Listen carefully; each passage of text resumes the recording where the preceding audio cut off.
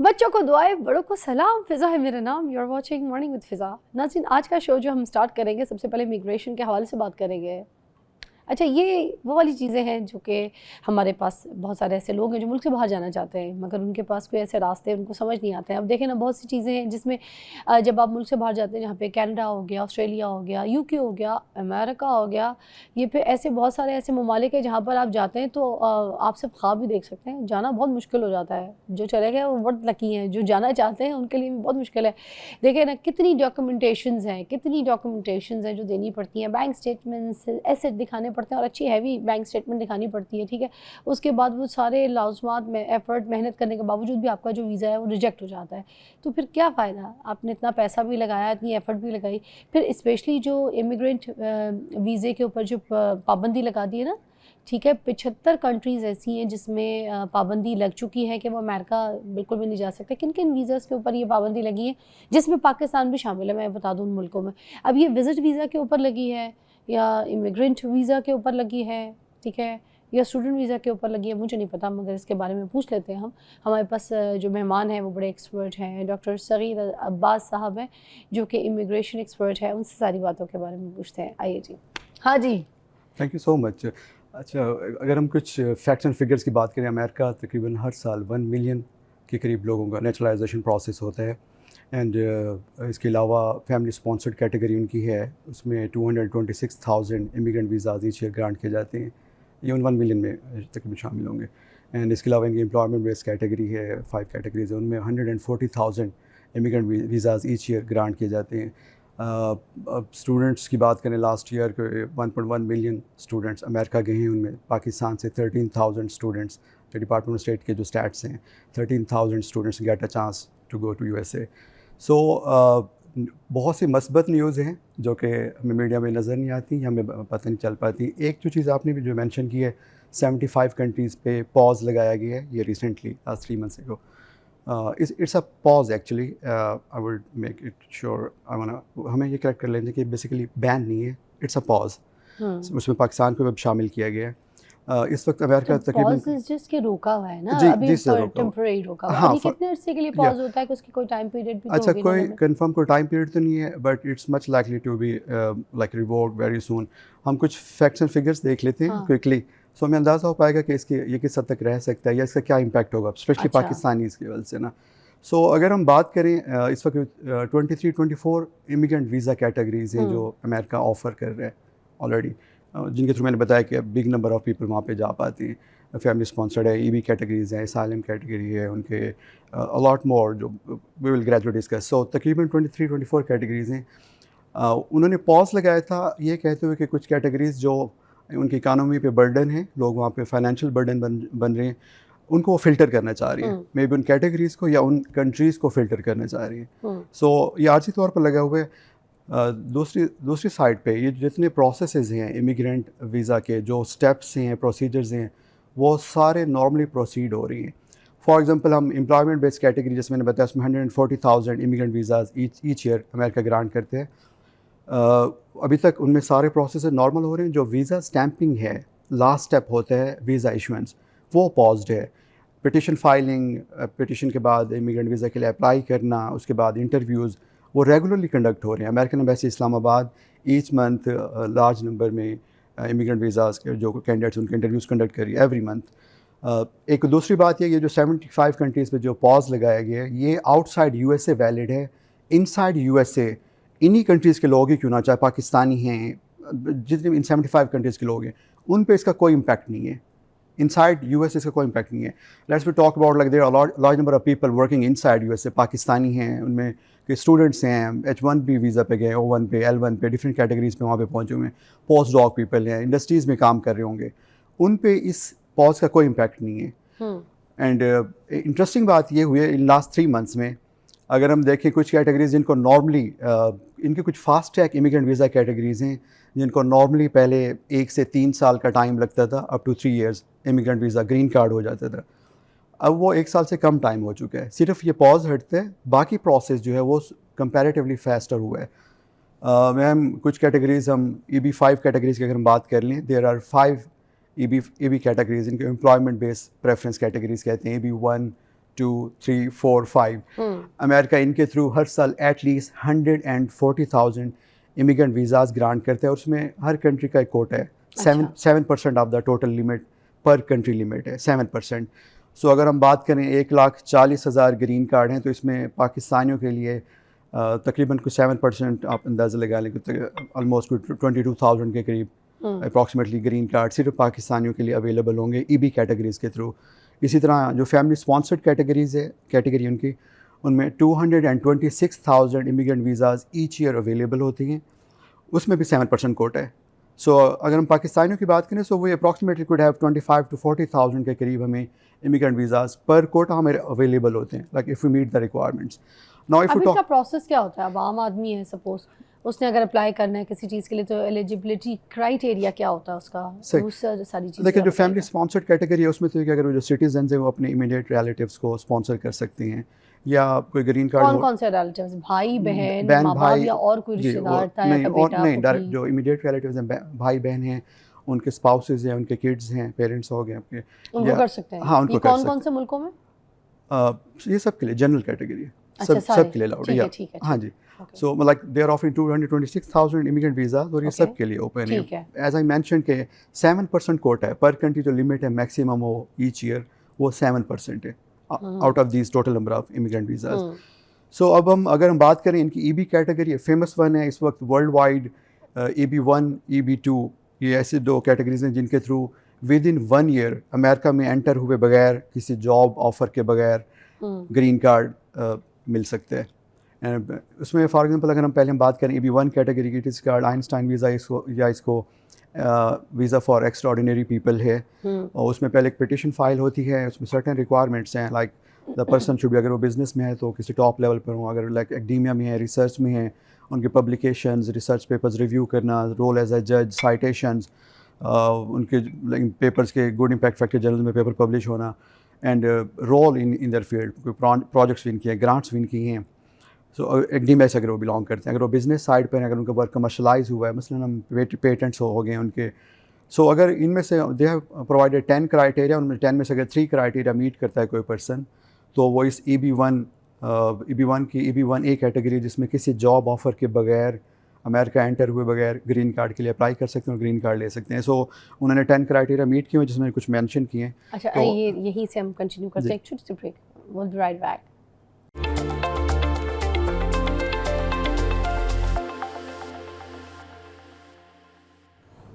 Welcome back, you watching morning with Fiza. और हम immigration के हवाले से जैसे बात कर रहे हैं, तो मोस्टली लोग देखें गलतियां करते हैं, कहाँ करते हैं अप्लाई करते वक्त, ये सवाल भी हम करना चाहेंगे ज़रूरी, ताकि जो लोग अगर कोई अप्लाई करना चाह रहे हैं और जा रहे हैं, तो फिर उनको ये अपनी गलतियों के बारे में पता हो कि वहाँ मिस्टेक ना कर लें। या देखिए इतने सारे पाथवेज अवेलेबल हैं। सबसे पहली बात क्या है, एप्लीकेंट्स को, चाहे वो प्रोफेशनल साइड पे हैं, एकेडेमिया में है, इमिग्रेंट नॉन इमिग्रेंट वीज़ाज़ के लिए अप्लाई करती हैं, उनको किसी किस्म के कोई एक्स्ट्रा पैसे देने के फजूल चक्कर में पड़ने की ज़रूरत नहीं। There are lot of pathways. USA में बहुत सी कैटेगरीज हैं, इमिग्रेंट नॉन तो आप कह इमिग्रेंट रहे जा हैं सकते एजेंट्स हैं। वगैरह को पैसे कोई नहीं देने? कोई अमेरिका का कोई भी ऐसा सिस्टम नहीं है जिसमें आप किसी एजेंट के थ्रू कुछ करा सकें। मसलन पीपल समटाइम विजिट वीज़ा के लिए भी एजेंट्स के पास जाते हैं और लाखों रुपये उनसे वो डिमांड कर रहे होते हैं, जबकि एक फॉर्म उनका DS 160 उसकी जो तो नॉमिनल यहाँ फीस पर है। अक्सर पाकिस्तान में ये हरकतें तो होती हैं, ये जो टन बेस पे जो है ना, वो डन बेस पे, सॉरी, वीज़ा जो है वो मिल जाता है, तो फिर वो लोग क्या करें? वो सब फ्रॉड है? कुछ भी बिल्कुल, अमेरिका का कोई ऐसा सिस्टम नहीं है, ना ही उनके एम्बेसीज में कुछ ऐसे लोग हैं, ना ही बाहर जो डन बेसिस पर या किसी या पैसा देकर कोई वीज़ा कंफर्म करा सकें। There is no option like that. Simple सी विजिट वीज़ा पे जो लोग अक्सर जाते हैं, उनकी DS 160 की लेस दैन $200 फ़ीस है। आपने एक सिंपल सा फॉर्म फिल करना है, सबमिट कराना है, जो अगर आपने वैलिड एप्लीकेशन में वैलिड थिंग्स शो कराई हैं, इंटेंट शो कराया कि आप वापस आएंगे अपने कंट्री में, तो आपको वीज़ा ग्रांट हो सकता है। किसी किस्म का कोई डन बेसिस के ऑप्शंस अवेलेबल नहीं है। सेकेंडली ये कि जब हम बात कर रहे थे, जो प्रोफेशनल्स हैं, एकेडेमिया के लोग हैं, IT कंपनीज़ में हैं, इंडस्ट्रीज़ में काम कर रहे हैं, मीडिया में काम कर रहे हैं, there are a lot of option for them, जो कि एजेंट्स के थ्रू उनको जाने की ज़रूरत नहीं है। फॉर एग्जांपल इसमें बता रहे थे हम, अगर EB कैटेगरी से क्विकली हम बात करें, EB1 कैटेगरी है और एक्स्ट्राऑर्डिनरी पीपल जो अपनी फील्ड में प्रोफेशन में हैं, उसमें मीडिया के लोग भी हो सकते हैं, गेम्स में जो लोग हैं, एकेडेमिया में जो लोग हैं, जो एक्स्ट्राऑर्डिनरी एबिलिटी रखते हैं, वो अप्लाई कर सकते हैं। उसमें उनका एक प्रीमियम प्रोसेसिंग अवेलेबल है, 15 डेज़ में रिज़ल्ट आ जाता है पिटिशन का, उसके बाद वीज़ा के लिए अप्लाई करते हैं तो नॉर्मली विद इन 6 मंथ्स या मैक्सिमम 12 मंथ्स में ग्रीन कार्ड पॉसिबल है। पॉज की वजह से सिर्फ वीज़ा स्टैंपिंग अभी रुकी हुई है फॉर अस लाइक पाकिस्तानीज़ और जो 75 कंट्रीज़ हैं, but rest of the process वो सारा जल्दी हो जाता है। इमेजिन कि 6 मंथ्स में कुछ अर्सा पहले तक, जनवरी से पहले तक पाकिस्तानी 6 मंथ्स में ग्रीन कार्ड लेकर फर्स्ट टाइम अमेरिका एंटर हुए हैं। They haven't been there before through this category, EB1A category कहते हैं उसको। इस तरह से EB1B और EB1C है वो उन लोगों के लिए जो ऑलरेडी अमेरिका में हैं या वो एग्जेक्टिव पोजीशंस पर हैं, उनको स्पॉन्सरशिप चाहिए if they are inside USA. But अगर हम आउटसाइड यूएस से बात कर रहे हैं तो हमारे लिए एक ऑप्शन है EB1A। सिमिलरली एक दूसरी कैटेगरी इनकी नेशनल इंटरेस्ट वेवर EB2 है, इस very famous one NIW EB2। उसमें एक बैचलर डिग्री होल्डर जिनका उसके बाद प्रोग्रेसिव 5 ईयर एक्सपीरियंस हो, या अगर उन्होंने मास्टर किया हो फिर एक्सपीरियंस की जो रिक्वायरमेंट वो एग्जाम्प्ट हो जाती है, और वो अगर ये जस्टिफाई कर सकें पिटिशन में कि वो वेल पोजीशनड हैं कि वो अपना काम वहाँ पे कंटिन्यू कर सकते हैं और उनके काम की वहाँ पे नेशनल इंपॉर्टेंस है, सब्सटेंशियल मेरिट है, ये 2 प्रॉन्ग्स पूरे करते हैं, उसकी बेसिस पर उनकी जो जॉब ऑफर रिक्वायरमेंट जो किसी इमिग्रेंट वीज़ा के लिए किसी और के लिए ज़रूरत होती है वो वेव हो जाती है। So without entering USA, without getting any job offer, वो यहाँ से पिटिशन फाइल करके इस प्रोग्राम के थ्रू, इसमें भी जैसे मैंने बताया कि पहले इस प्रोग्राम में पहले तकरीबन 3 साल तक टाइम लग रहा था, अब रिसेंट 3 इयर्स में इसका प्रोसेसिंग टाइम भी लेस देन 1 ईयर पे आ गया है। 45 डेज़ में जो पिटिशन है, जो फर्स्ट स्टेप है। अच्छा, अभी जो अपॉइंटमेंट है कि अमेरिका के ख़ासतौर पे वीज़ाज़ के लिए, मैं आपको बताऊं कि इंटरव्यूज़ वगैरह जो तो उसके ये मैं ये कही थी कि 1 साल का टाइम क्यों लेते हैं? 1 साल का टाइम पीरियड इतना ज़्यादा क्यों है? अच्छा, ये जो अपॉइंटमेंट ही मिलना है वीज़ा के लिए जिन्होंने जाना है उस एम्बेसी में, तो वो 1 साल। सो अगेन इसमें ना उनके अपॉइंटमेंट्स या उसके अंदर भी हो जाता है। हाँ, इसमें यह कि अपॉइंटमेंट्स का भी अगेन ये डिपेंड करेगा कौन से वीज़ा के लिए अप्लाई किया है, अमेरिकन एम्बेसी के वर्कलोड पर है। मसलन हम जो इन कैटेगरीज़ की बात करें, इमिग्रेंट वीज़ा कैटेगरीज़ की, EB1, EB2, इनमें 3-4 महीने पहले तक ऐसा था EB2 के लिए, NIW EB2 के लिए अपॉइंटमेंट्स को साल 1.5 साल पाकिस्तान में लग रहा था। बट अब इन्होंने रिसेंटली मार्च 2026 तक जिन लोगों ने भी इस इमिग्रेंट वीज़ा के लिए अप्लाई किया था उन सबको इंटरव्यूज़ लेटर इशू कर चुके हैं। सो कोई बैकलॉग नहीं रहा। EB1 में भी ऐसे है कि आप पहले पिटिशन फाइल करते हैं, अगर आपके 15 दिनों में पिटिशन अप्रूव हो जाती है, प्रीमियम पर अगर अप्लाई करती हैं तो उसके बाद आप इमिग्रेंट वीज़ा के लिए अप्लाई करते हैं, विद इन 4-5 मंथ्स आपको इंटरव्यू की कॉल आ जाती है। सो इन लेस दैन 1 ईयर, पिछले साल तक भी in less than 1 year a large number of people EB1A के थ्रू ग्रीन कार्ड लेकर अमेरिका एंटर हुए हैं। दूसरी कैटेगरी जो NIW EB2 है, जिसमें रिक्वायरमेंट्स कंपैरेटिवली कम हैं, फ़ीस स्ट्रक्चर सेम है दोनों को, जो एप्लीकेशन फ़ीस है, एप्लीकेशन फ़ीस भी बहुत कम है, आई विल डिस्कस लेटर। तो कितनी कोई बताइए। हाँ, जो फर्स्ट स्टेप है पिटिशन है, वो सिर्फ मेन एप्लीकेंट ही उसने पे करनी होती है, स्पाउस और बच्चों के लिए पे नहीं करना होता। वो $1015 है अगर नॉर्मल पे जाते हैं, और अगर उनकी प्रीमियम कैटेगरी है, फास्ट ट्रैक कैटेगरी है, जिसमें मैंने बताया जैसे कि EB1 में 15 डेज़ में रिज़ल्ट आ जाते हैं और NIW EB2 में 45 डेज़ में रिज़ल्ट आ जाता है। या सो उसमें $4000 टोटल फीस है। रिलेटिव्स का किसी का कोई उनके फर्स्ट स्टेप पे कोई नहीं, क्योंकि फर्स्ट स्टेप एंडोर्समेंट स्टेप है ऑफ द एप्लीकेंट्स पोटेंशियल कि वो कैसे अमेरिका के लिए बेनिफिशियल हो सकते हैं। सेकंड स्टेप जो इमिग्रेंट वीज़ा स्टेप है, उसमें अगेन नॉमिनल सी फीस है, जस्ट $350 पर पर्सन है। स्पाउस और जो children below 21 years of age हैं और अनमैरिड हैं, वो सारे इसमें शामिल हैं, बिलो 21 ईयर्स। अक्सर पीपल वो थोड़ा कंफ्यूज होते हैं कि शायद 18 ईयर्स होगा, in for USA it's 21 years. So second step immigrant visa के वक्त वो अपने स्पाउस और बच्चों के लिए भी अप्लाई करेंगे, जस्ट $350 पर पर्सन है, नो एक्स्ट्रा फीस। तो इमिग्रेंट वीज़ा का इंटरव्यू होगा, उसके बाद इमिग्रेंट वीज़ा ग्रांट होने के बाद वंस दे वुड बी, उनको 6 मंथ्स का टाइम दिया जाता है कि आप इमिग्रेंट वीज़ा लगने के बाद आपने 6 महीने के अंदर अमेरिका में एंटर होना है। Once they before entering is recommended कि वो ग्रीन कार्ड की फ़ीस पे कर दें, जो कि जस्ट $235 पर पर्सन है। सो अगर हम ओवरऑल इस प्रोसेस ग्रीन कार्ड प्रोसेस की बात करें, नॉमिनल फ़ीस हैं। नॉर्मल स्टेप पे 1015, प्रीमियम पे जाते हैं $4000 और $350 इमिग्रेंट वीज़ा की फ़ीस है, और ग्रीन कार्ड की फ़ीस जस्ट $235 है। This is the whole application, I mean the whole process जो टोटल कास्ट आएगी इस पर। ये EB2 कैटेगरी। इस तरह से EB3 कैटेगरी, EB2 में कुछ ऐसा अगर लेट्स से बैचलर डिग्री नहीं है, 5 ईयर का एक्सपीरियंस नहीं है, तो फिर वो लोग क्या करेंगे? उसमें फिर एक एक्सेप्शनल एबिलिटी है इसी की, NIW EB2 के एक सेकेंड ऑप्शन है। स्कूल, कॉलेज, यूनिवर्सिटी का कोई डिप्लोमा डिग्री है, बट आप शो कर सकेंगे आपको कम से कम 10 साल का एक्सपीरियंस है, आपका वर्क एक्सपीरियंस। और इसके अलावा ये कि आपकी जो इनकम है वो मीडियम लेवल से ज़्यादा है, जहाँ भी आप काम करें जियोग्राफिकली उस एरिया में, उस सिटी में, उस प्रोविंस में, जो लोग आपके इक्विवेलेंट एक्सपीरियंस के बराबर जो जितना अर्न करते हैं, अगर आप उनसे उनका लोअर और हाईएस्ट लेवल में जो अर्निंग्स है उसका मीडियम लेवल से अगर आप ज़्यादा अर्न करें, फॉर एग्जांपल लाहौर में एक आईटी इंजीनियर है वो 1 लाख ले रहा है और दूसरा आईटी इंजीनियर इक्वल एक्सपीरियंस वाले 2 लाख तक भी ले रही हैं।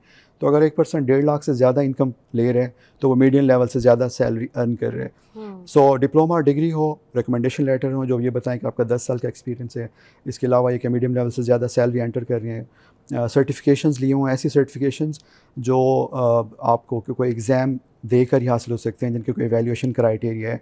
नॉर्मली मसलन प्रोजेक्ट मैनेजमेंट में जो पीएमपी के कोर्सेज़ हैं, निवॉश, इस तरह के कई सर्टिफिकेशंस अवेलेबल हैं जो डिफरेंट फील्ड्स के लोग करते हैं। वो सर्टिफिकेशंस हों, वो एक एडिशनल क्राइटेरिया को मीट करेगा।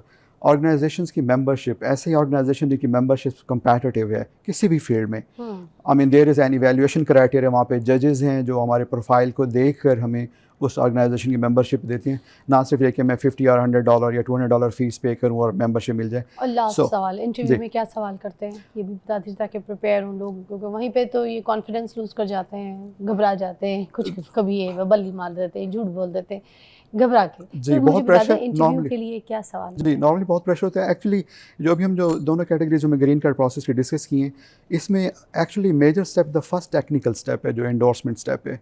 एप्लीकेशन यहाँ से USCIS, United States citizenship and immigration services को जाती है।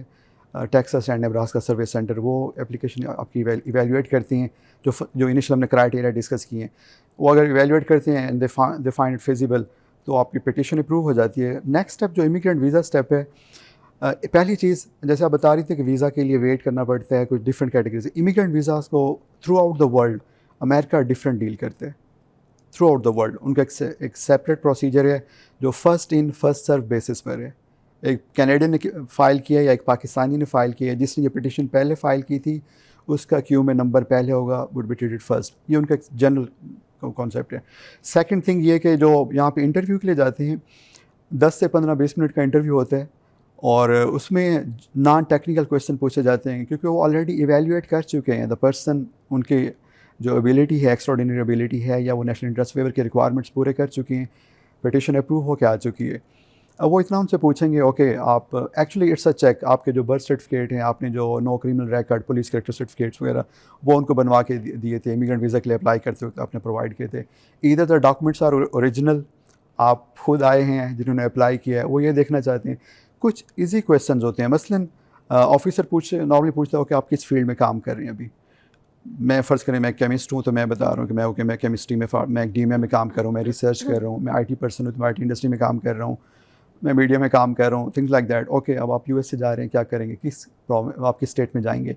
ये प्रोग्राम स्टेट न्यूट्रल है कि जो ग्रीन कार्ड प्रोग्राम है, आप किसी भी स्टेट में जा सकते हैं, कहीं भी रह सकते हैं, कुछ भी कर सकते हैं वहाँ पे जाके, क्योंकि ग्रीन कार्ड मिल गया। नो, अब आपके पास वो सारे राइट्स हैं जो किसी अमेरिकन के पास राइट्स अवेलेबल हैं, एक्सेप्ट कि पासपोर्ट नहीं है। ये भी पूछ सकते हैं क्यों जाना चाह रहे हैं। एग्जैक्टली उनको एक्चुअली इसमें एक जो रिक्वायरमेंट है, जो प्रॉन्ग है, उसको प्रॉन्ग ये कि the person is well positioned to advance the endeavour. It means वो इनक्रेज कर रही हैं कि आप अमेरिका आके काम करें।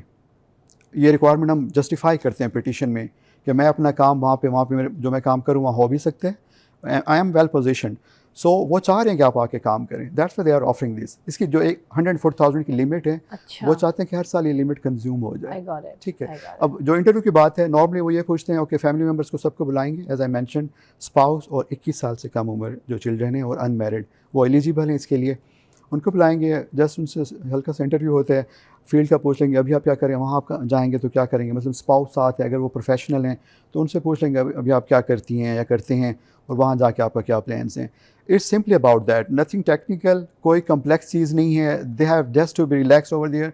ऑफिसर सिर्फ वो वेरीफाई करना चाह रहा है कि documents and person is there, the right person there. Encourage करते हैं, इनफैक्ट ऑफिसर्स उनको वही मुबारक दे देते हैं, ओके 10 मिनट्स में वीज़ा हो गया तो okay. Thank you so much, बहुत बहुत शुक्रिया। बहुत डिटेल में जाके आपने समझाया कि जो जहाँ के मुल्कों के अगर आप वीज़ा ट्राई कर रहे हैं तो क्या प्रोसीजर है, और दूसरा डन बेस पे अगर आपको कोई कहता है ना कि आप हमारे पास आ जाएं, हम एजेंट हैं, हम आपको लगवा के देंगे, वहीं फ्रॉड है, वहीं स्कैम हो रहा है आपके साथ, आपने वहाँ पर उनके हाथ नहीं आना। जो तरीका बताया ना, इस रील को संभाल लें। It's very easy to learn how to go abroad, right? Take a break.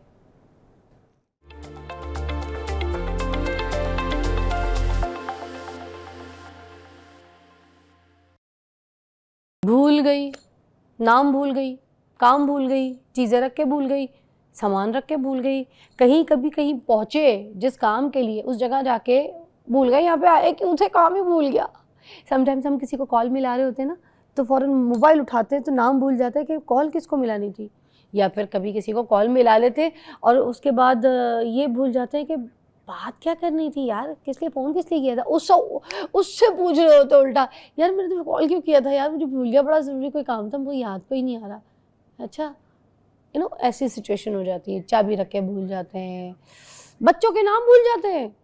अब इसको क्या कहेंगे, मतलब ये देखें, बिरयानी आया ना, एक बीमारी को कह रही हूँ बिरयानी, तो ये चीज़ें तो फंबल है, इसको आप कहेंगे फंबल।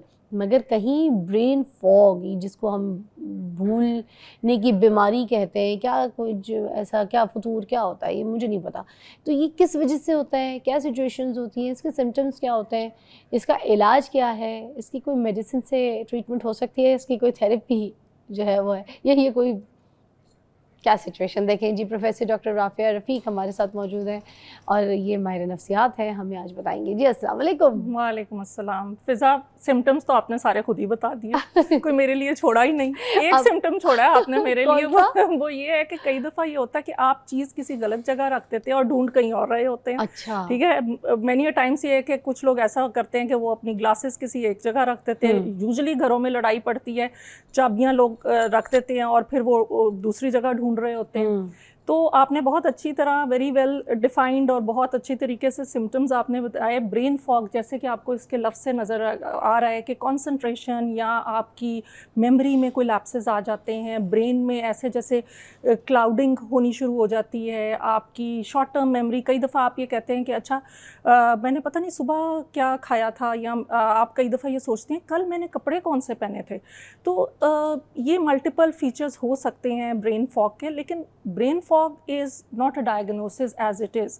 ये एक सिम्टम है, ये हमें बताता है, इंडिकेट करता है डिफरेंट चीज़ों की तरफ। तो उसमें अगर हम बात करें तो ब्रेन फॉग जो है वो बायोलॉजिकल रीजंस की वजह से भी आ जाता है। कई दफ़ा हमारे अंदर वाइटामिन्स की डेफिशिएंसी होती है। सबसे ज़्यादा डेफिशिएंसी जो है वो B12 की अगर हो, हमारा हाइपोथायराइडिज्म हो, थायराइड की फंक्शनिंग के इश्यूज़ हों, विटामिन D की डेफिशिएंसी हो, इस तरह की चीज़ों की वजह से भी ब्रेन फॉग आ जाता है। और अच्छा, समटाइम्स ये भी होता है ना, अब चलिए हम बच्चों से स्टार्ट करते हैं। बच्चे एग्ज़ाम के लिए पूरी तैयारी करते हैं, सारी सारी रात जागते हैं, सब कुछ रेडी करते हैं, और ख़ास तौर पे जिसको स्पेसिफिकली बहुत ज़्यादा तैयार किया होता है, अगर एग्ज़ाम में उसका सवाल आ गया तो वो भूल जाते हैं स्टार्ट कहाँ से होता है उसका आंसर। अब वो जो स्टार्ट याद नहीं आता ना, तो उसका पूरा मिड एंड सब भूल जाता है कि आंसर में लिखना क्या है। तो वो रट्टा उस जो वक्त किया होता है, ज़्यादातर ऐसा ये होता है कि स्ट्रेस बहुत रटिफिकेशन में ज़्यादा बहुत, होता है। मैं उसी साइकोलॉजिकल सिम्टम्स की तरफ आ रही हूँ, वेरी वेल पॉइंटेड, कि जो स्ट्रेस होता है ना, स्ट्रेस की वजह से भी आप कई दफ़ा आपकी जो है वो मेमोरी में लैप्सेस आने शुरू हो जाते हैं, ग्लूडिंग होनी शुरू हो जाती है, आपकी चीज़ें भूलनी शुरू हो जाती है। जो आपने एग्जाम्पल दिया है, it is an excellent example कि जब आपका स्ट्रेस बहुत ज़्यादा होता है, जब स्ट्रेस में क्या होता है कि हमारा एक हार्मोन होता है कॉर्टिसोल, वो इंक्रीज़ हो जाता है, जिसकी वजह से आपकी हायर ऑर्डर फंक्शनिंग, जो कि हमारे फ्रंटल कॉर्टेक्स जो है ब्रेन का फ्रंटल पार्ट, वो उनको जो है अंडरस्टैंडिंग है और या आपकी सारी सलाहियतें हैं जो हायर ऑर्डर फंक्शनिंग की हैं, लर्निंग है, मेमोरी है, रिकॉल है, वो सारी उसके अंदर बेस्ड होती हैं। तो वो फिर इम्पैक्ट होना शुरू हो जाती है। और कई दफ़ा सिर्फ ये नहीं होता कि स्ट्रेस की वजह से, कई लोग जो होते हैं वो डिप्रेशन का शिकार होते हैं, और डिप्रेशन में भी ब्रेन फॉग बहुत ज़्यादा कॉमन है कि वो अक्सर लोग, उनकी पुअर मेमोरी और कंसंट्रेशन होती है। और स्पेशली जब हम टेस्टिंग करते हैं ना, जो है हमारे डिफरेंट स्केल्स होते हैं, जैसे नफ्सियात के अपने स्केल्स होते हैं, हमारे एक बैक डिप्रेशन इन्वेंट्री है, उसमें हमारा एक बहुत इंपॉर्टेंट सवाल होता है कि मेमोरी इम्पैक्ट तो नहीं हुई है, कभी चीज़ें रख के भूले तो नहीं, कंसंट्रेशन के इश्यूज़ तो नहीं, याद करके दोबारा रिकॉल करने में इश्यूज़ तो नहीं। इसी तरह जब एंजाइटी होती है लोगों को, आप देखें आजकल हर चौथा बंदा कहता है जी आई एम एंग्शियस या आई एम डिप्रेस्ड। बच्चा भी कहता है, बच्चे भी कहते हैं जी। अब तो डायग्नोसिस, सेल्फ डायग्नोसिस इतना कॉमन हो गया ना। अब एंजाइटी के इश्यूज़ में आप देखें कि जब आपका ब्रेन एंजाइटी में बहुत फास्ट पेस्ड होता है और वो एक जगह टिक नहीं सकता, इसको अगर हम लेमैन के लिए एक्सप्लेन करें तो उसमें भी मेमोरी इश्यूज़ आने शुरू हो जाते हैं। फिर आप में अगर कोई ट्रॉमा से गुजर रहा है, पोस्ट ट्रॉमेटिक स्ट्रेस डिसऑर्डर है, आप देखें कि अनफॉर्चुनेटली बहुत से जो लोग हैं ईरान में, जो करंट सिनेरियो है उसमें बच्चों में बहुत ज़्यादा ये ट्रॉमा की सिम्टम्स आ गई हैं और उनमें जो है मेमोरी लॉस आना शुरू हो गया, ब्रेन फॉग आनी शुरू हो गई है। इसी तरह ADHD, attention deficit hyper activity disorder है बच्चों में, तो ये न्यूरो डेवलपमेंटल डिसऑर्डर है, इसमें भी ब्रेन फॉग या कंसंट्रेशन के इश्यूज आने शुरू हो जाते हैं। अच्छा, ये जो हम आज के दौर में बहुत सारी रील्स एक साथ देख रहे होते हैं, 100 रील्स, 40, 60, 150, एक घंटे में हमने 100 रील ऐसे देख लेनी होती है। अब उस 100 रील में अगर मैंने अभी यहाँ पे बैठ के देखी है ना, तो हर रील का टॉपिक डिफरेंट होता है, आपको पता है, कंटेंट डिफरेंट होता है। अब मुझे अगर आप पूछ लें कि 3 रीलें पहले जो तुमने देखी थी उसमें क्या टॉपिक था, उसमें लड़की ने कपड़े क्या पहने हुए थे, ठीक है, वो बात क्या कर रही थी, कोई भी ऐसी बात तवज्जो, जबकि मेरी बहुत थी, मैंने पूरी तरीके से देखी है वो रील, मगर जैसी वो रील गुजरी उसके बाद मुझे भूल गई। इसी तरह मैंने 1 घंटे में 100 रील देख ली।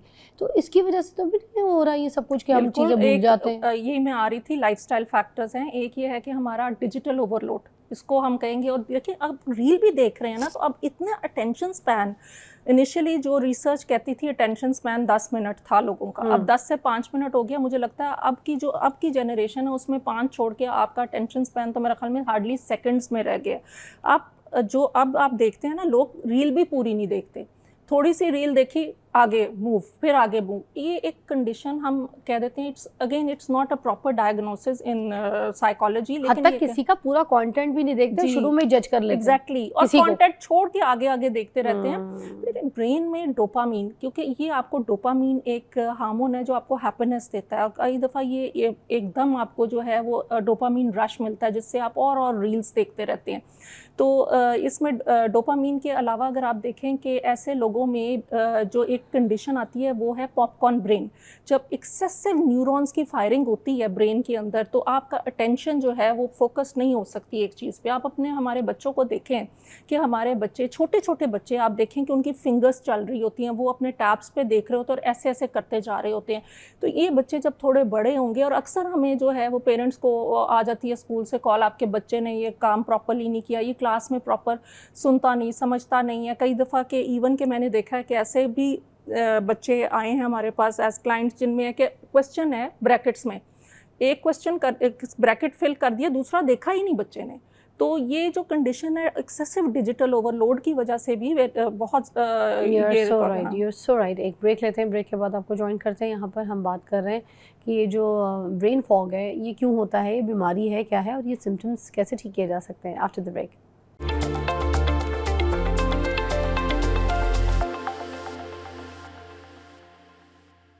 Welcome back. अच्छा, अब ये जो रील्स देखते हैं ना हम नाजरीन, और ये आदत हमें जो डल गई है, इससे एक बात बताओ, हटने की कोई टेक्निक सीखनी चाहिए हमें, कैसे? बहुत इम्पॉर्टेंट क्वेश्चन। और देखें, एक तो बात यह है कि जितने बड़े लोग हैं वो तो अपने ऐप्स, जो हम इतने एक्सेसिव ऐप्स यूज़ कर रहे हैं, जैसे हम लिंक्डइन पे भी हैं, इंस्टा पे भी हैं, एक्स पे भी हैं, हर चीज़ हमने की हुई है, फेसबुक है हमारे पास, इंस्टा, हर चीज़ पे हम लोग हैं। तो हम हर वक्त ये होता है कि हम देखें, फेयर ऑफ मिसिंग आउट होता है कि लेट्स सी क्या हो रहा है, या हमने अगर कोई पोस्ट की है तो हम उसके लाइक्स देखें, शेयर्स देखें, वो आपको वो अगेन वही डोपामीन मिल रहा होता है। लेकिन बेहतर तरीका ये होता है कि हमें अपने आप को डिटॉक्स करना होता है। जर्मनी में एक बड़ा अच्छा एक्सपेरिमेंट हुआ जिसके अंदर टीचर्स ने बच्चों को कहा कि 1 वीक के लिए आपने बिल्कुल कोई सोशल मीडिया नहीं देखना, टैब नहीं यूज़ करना, टेलीफोन नहीं यूज़ करना। आप देखें कि उन बच्चों पे जब एक्सपेरिमेंट किया गया तो उनकी मेमोरी जो थी वो बहुत बेहतर हो गई, उनकी कंसंट्रेशन, अटेंशन स्पैन बहुत इम्प्रूव किया। तो इसमें यह कि हम अब बड़े तो अपने आप को इजीली रिफ्रेन कर सकते हैं। जैसे कि पहले मैं घर जाती थी तो कभी मेरे लिंक्डइन से टिन आ रही है, कभी मेरे किसी ऐप से, तो मैंने अब सबको साइलेंट मोड पे कर दिया। बेस्ट हल ये है कि आप उसको साइलेंट मोड पे कर दें, आप अपने आप को थोड़ा सा टाइम दें। जैसे कि आप बैठते हैं तो आपने सोच के बैठना है कि मैंने अब 20 मिनट से ज़्यादा सोशल मीडिया नहीं देखना। जब अगर आप अपने आप को अपनी और हॉबीज़ को, क्योंकि हमने क्या किया है कि हम अपनी हॉबीज़ से ही भूल गए हैं। देखिए, जैसे अब कई दफ़ा मैं अगर अपनी एग्जांपल दूं, आई नो कि इट्स वेरी बैड, स्टिल वो इतना हुकिंग होता है बिकॉज ऑफ द डोपामीन कि मैं भी कई दफ़ा वो कहती हूँ कि अच्छा वॉक पे नहीं जाती, चलें ये देखते रहते हैं, या मैं कुछ और काम नहीं करूँगी। तो हमें खुद से पर्पसफुली अपने आप को डिटॉक्स, मुझे लगता है हम जैसे ममालिक जो है ना, हमारे ममालिक में कोई सिस्टम ऐसा होना चाहिए कि हमें 2 घंटे के लिए मोबाइल मिले और उसके बाद 2 घंटे के बाद जो है ना वो मोबाइल चूक हो जाए, फ्रीज हो जाए, बंद हो जाए, लोड ऑटोमेटिकली शेडिंग करवा दें आप इंटरनेट की, अच्छा, जहाँ गैस की हो गई, हाँ, जहाँ पे इंटरनेट की करवा दें, इलेक्ट्रिसिटी की है। मेरे ख्याल में internet load shedding would be very beneficial for the entire public. आप देखिए इस time internet connectivity is more than 76% इन पाकिस्तान, और हमारे ये जो स्मार्टफोन्स हैं ये कितने 40% लोगों के पास स्मार्टफोन। क्योंकि देखिए अब तो मीठी मीठी बातें भी जो है ना वो ख़त्म हो गई हैं। पहले फ़ोन पे जो बातें करते थे लोग, अब वो बातें भी मीठी मीठी ख़त्म हो गई हैं। अब हर चीज़ किसी का हाल देखना है, किसी का चाल देखना है, किसी के बारे में देखना है, इंटरनेट के थ्रू आप फ़ौरन सोशल मीडिया पे जाके देखें। एआई देखें ना, अब आपने अगर इवन के I have seen my students they are making वो क्या होता है ब्रेकअप नोट्स जो है वो एआई को कह रहे हैं जी मेरा ब्रेकअप नोट बना दो। मतलब देखिए आप एआई की एक एडिट जो कंसर्न है, खुद जेफरी हिंटन जो इसका फादर है वो खुद कहता है कि इसकी तो he has issued a spooky warning कि अगर लोग ये यूज़ करते रहेंगे तो उनके माइंड में क्या इम्पैक्ट आएगा। जापानीज़ एक फ़ीमेल ने 34 इयर्स ने एक करैक्टर बनाया एआई पे, उस करैक्टर से शादी भी कर ली। अब आपकी स्विस चर्च के अंदर जो है जीसस है वो एक एआई से जनरेटेड है, लोग उससे जाके कन्फेशन करना शुरू हो गए हैं। आपके पास चैट बॉट्स हैं जिनके साथ लोग बात करते हैं, और आप देखें कि जो सेटिस्फैक्शन रेट है इंसानों से बात करने का या थेरेपिस्ट से बात करने का वो कहीं कम है जो कि वो चैट बोट से करते हैं। और आप इनका टेस्ट है, और हमारे अपना भी एक आइज़ा एक चैट बॉट है जिससे आप सपोर्ट तो ले सकते हैं 24/7, but that is not technology help पूरी तो नहीं है। अब फिर देखिए ना दौर के हिसाब से भी चलना चाहिए। जैसे अगर मैं जेनजीज की बात करूँ, मैं अभी जो भी ऑल दैट, अब जैसे जो आज के बच्चे, मैं आपको एक अपनी बेटी की एग्जांपल देती हूँ। जैसे कि मेरी जो बेटी है वो अब 11 साल की है, ठीक है ना। अब वो 11 साल की है, बल्कि ब्रेक के बाद इसके ऊपर बात करती हूँ। It's very important you to know कि हम बच्चों के साथ कहाँ गलती करते हैं और कहाँ बच्चों को रोकते हैं और कहाँ बच्चों को आगे बढ़ने नहीं देते हैं। After this break.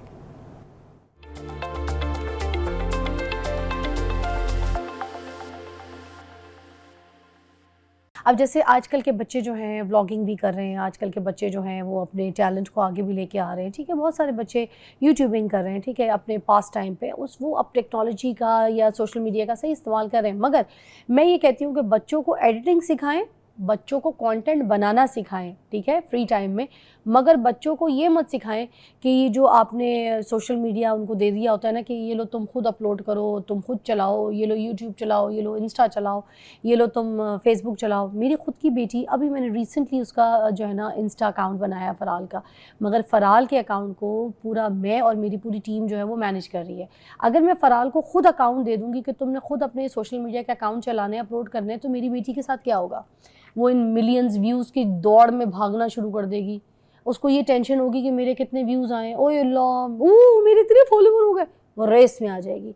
तो हम बच्चे का दिमाग यहाँ से ख़राब कर रहे हैं। बच्चे को कंटेंट बनाना सिखाएं, आगे के दौर के लिए टेक्नोलॉजी यूज़ करना सिखाएं स्मार्ट, मगर उसको इस दौड़ में मत डालें। ये चीज़ें आप अपने हाथ में, कंट्रोल अपने हाथ में, अपनी चीज़ों में रखें। What do you say about it? जी बिल्कुल ठीक आप कर रहे हैं। देखिए बच्चों को, अब हम लोग भी हैं, हम लोग टेक्नोलॉजी के बगैर, अभी हम बात कर रहे थे कि it's not bad, it's very good, लेकिन आपने कब, कहाँ, कितने अमाउंट में, फ्रीक्वेंसी किस तरह यूज़ करनी है। अनअटेंडेड यूज़ ऑफ टेक्नोलॉजी, आपको मैं एक एग्जांपल दूंगी। एक 14 year old boy, last year he committed suicide because he was not talking with his friends, his only friend was the chatbot, और वो चैटबॉट ने उसकी फीलिंग्स को वैलिडेट करना शुरू कर दिया, और उसने कहा कि हम इस दुनिया के बाद इकट्ठे मिलेंगे और आप जो सोच रहे हो वो ठीक है, और वो ही कमिटेड सुसाइड। तो देखिए देयर आर गुड पॉइंट्स। अगर हम एज अ साइकोलॉजिस्ट देखें, जैसे आप कह रहे हैं, उसमें यह कि आप असेसमेंट की लेवल तक तो बहुत है कि कॉमन मेंटल हेल्थ डिसऑर्डर्स हैं, स्ट्रेस, एंजाइटी है, डिप्रेशन है, उसको तो वो डायग्नोज करने में मदद दे सकता है। लेकिन जो बहुत रेयर डिजीज़ हैं, मेंटल डिसऑर्डर्स हैं या मेडिकल डिसऑर्डर्स हैं, वो आप सब्सटीट्यूट नहीं कर सकते टेक्नोलॉजी से। टेक्नोलॉजी का गुड यूज़ ऑफ टेक्नोलॉजी, अगर आप अपने बच्चे को दे देते हैं कि जी आप सारा दिन यूज़ करें, आपके बच्चे के दिमाग के साथ आप रियलाइज़ ही नहीं कर रहे क्या हो रहा है। उसका दिमाग जो है वो इतना हाइपर कहते हैं कि एक्टिवेट हो जाएगा, हर वक्त उसके अंदर स्ट्रेस रिस्पॉन्स आएगी, कॉर्टिजोल इंक्रीज होता रहेगा, बच्चे का टेंशन स्पैन कम होना शुरू हो जाएगा, बच्चे का इंटरेस्ट खत्म हो जाएगा। किसी भी किस्म का अगर स्किल सिखाना भी है, मैं कहती हूँ बाप अगर मैकेनिक है, बच्चे को भी मैकेनिक की पूरी सारी चीज़ें सिखाना चाह रहा है कि ये काम है, ऐसे होता है, तो मैं कहती हूँ उसके भी आवर्स होने चाहिए। ये नहीं कि बच्चे को मजदूर बना के आप मैकेनिक बना रहे हो, उसको ये काम सिखा रहे हो। स्किल सिखाएं तालीम के साथ, मगर उसकी एक टाइम पीरियड कोई चीज़ें जो है ना शॉर्ट टर्म की होनी चाहिए। ये नहीं कि बच्चा सारा दिन उसी में लगा। बच्चे आपको जो मैंने देखा है स्पोर्ट्स में पेरेंट्स जो हैं बच्चों को डाल देते हैं। अब वो बच्चे पढ़ भी रहे हैं, जब उसके बाद उनको स्पोर्ट्स पर डाले तो पेरेंट्स सख्ती करना छोड़ देते हैं। अब जहाँ 2 घंटे की स्पोर्ट्स खेलने के लिए, फुटबॉल खेलने के लिए जा रहे हैं बच्चे, वहाँ पर उनको वापस आके भी बाप जो है ग्राउंड में जाके फिर 3-3 घंटा भगा रहा है, 3-3। अब ये वाला जो है ना स्ट्रेस है, अब उसकी वजह से बच्चे पढ़ाई में भी 100% नहीं दे रहे, स्पोर्ट्स में भी 100% नहीं दे रहे, घर में भी 100%। एग्जैक्टली, मल्टीटास्किंग भी बहुत आ गई है। अगर मुझे कोई कहेगा ना एक वक्त में 2-2 काम करो, मैं बिलीव करती हूँ कि वो परफेक्ट नहीं हो सकते, वो सही तरीके से नहीं हो सकते। आज का बच्चा कान में उन्होंने लगाया हुआ अपना गैजेट और आप वो साथ साथ अपने मैथ्स सॉल्व कर रहे हैं। लेकिन देखें ये चीज़ें इन द लॉन्ग रन आपकी attention, memory, concentration, higher order functioning, आपकी रीजनिंग बाय एनर्जी, आपकी हर तरह के जो ज़रूरी आपके फ्रंटल कॉर्टेक्स के फंक्शन है वो सब डिरेल करना शुरू एक कर और देगा। मैं चाहूँगी आप इस चीज़ को भी आप एड्रेस करें। ये माए जो हम लोग गलतियाँ करते हैं, जो मेन मिस्टेक करते हैं, बच्चा छोटा है, माँ ने किचन में काम करना है, फ़ोन पे बात करना है, फ्रेंड से कोई रिश्तेदार आ गए, गप्पे मारनी है, बच्चे को फ़ौरन खाना भी देना है ना, तो खाने के आगे आईपैड रख के दे दिया, लो बेटा आईपैड देखो खाना खाओ। अब बच्चा जो है उसको वो जो उसमें इंग्रेडिएंट्स हैं, जो फल है, जो खाना है, सब्जी, वो उसको टेस्ट बड आ ही नहीं रहा, वो एंजॉय कर ही नहीं रहा, क्योंकि उसके साथ कोई उसको खिलाने वाला नहीं, उसको बताने वाला नहीं, उसके साथ कोई बात करने वाला नहीं। वो तो आईपैड देख के तो सारी रीलें देख के तो खाना खा रहा है। ये सिर्फ बच्चे की बात नहीं है, बड़े भी लोग हैं वो माइंडफुली खा भी नहीं रहे। माइंडफुलनेस इज भाई आप उस पोजीशन में हियर एंड नाउ में रह के आप उस चीज़ को एंजॉय करो। Food is not something just कि आपने पेट भरना है, फूड ये भी है कि आपने कितना उसे एंजॉय करना है, आपकी बायोलॉजिकल नीड है और पहली प्राइमरी नीड है। अगर आपके बच्चे को आज फूड में इंटरेस्ट नहीं है तो देख लेना आपके बच्चे को फिर फूड में इंटरेस्ट भी नहीं रह गया। आपके कई बच्चे खाना भी नहीं खाते शौक से। ये बच्चे बिल्कुल भी इनको कुछ याद नहीं रहता, इनको पढ़ाई मुश्किल से याद है, जबकि ये बच्चे हमसे तेज़ हैं, ये जनरेशन हमसे ज़्यादा एक्टिव है, क्योंकि हमें तो सपोर्ट नहीं थी, हमारे पास तो एआई नहीं था, इनके पास एआई सपोर्ट है, इनके पास चलता फिरता टीचर है अपने, चाहे जीपीटी वगैरह, ये बच्चे यूज़ करके टेक्नोलॉजी का कहाँ से कहाँ आगे बढ़ सकते हैं।